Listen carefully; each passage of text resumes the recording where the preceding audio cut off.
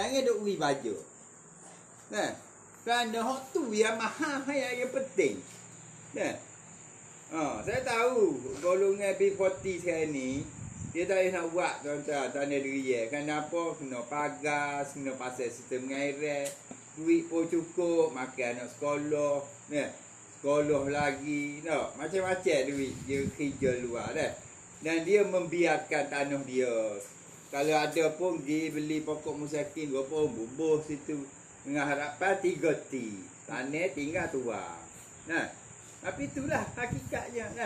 Sebab tu saya kata, ramai-ramai gilah pejabat tanah daerah untuk daftar. Senang. Bajet ni tuan-tuan, dia tak tentu. Kadang-kadang banyak, kadang-kadang sikit. Kita ni nak bagi ni tuan-tuan. Cepat lah tuan-tuan. Kadang-kadang awak naik Putrajaya 1,000 orang. Terengganu lah kata dah. Nak lulus 200 orang. Jadi kita tunggu sikit-sikit lah tuan-tuan. Pulak tu, kawan tu tahun ni boleh. Tahun depan dia nak pulak. Tahun depan tu nak pulak. Saya kata, orang lain nak pulak.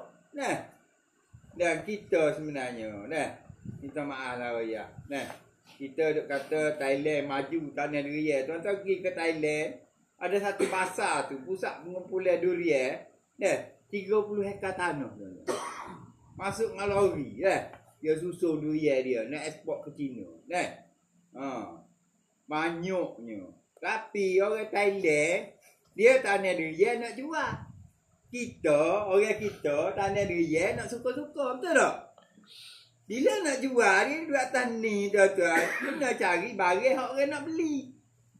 Kita tak pergi berbual kata tu parking. Pergi cari anak tu parking. Orang ada tak anak tu parking? Ada. Tak orang pun jual tu parking. Orang nak musaking dah, bukan tu parking. Sekarang ni tuan-tuan fikir, orang China sana nak baju Adidas. Tuan-tuan pun buat baju Puma. Sama je dah, standard Puma dengan Adidas. Dia orang beli dah baju Puma. Dia nak Adidas. Aku kata nak Adidas mak aku ngam, nak tanya apa kata. Begitulah yang berlaku. Ada satu syarikat di Malaysia tuan-tuan. Dia ingat orang China ni bodoh sangat. Dia atas D24 dia declare musaking. Satu kapal atas klik tuan-tuan.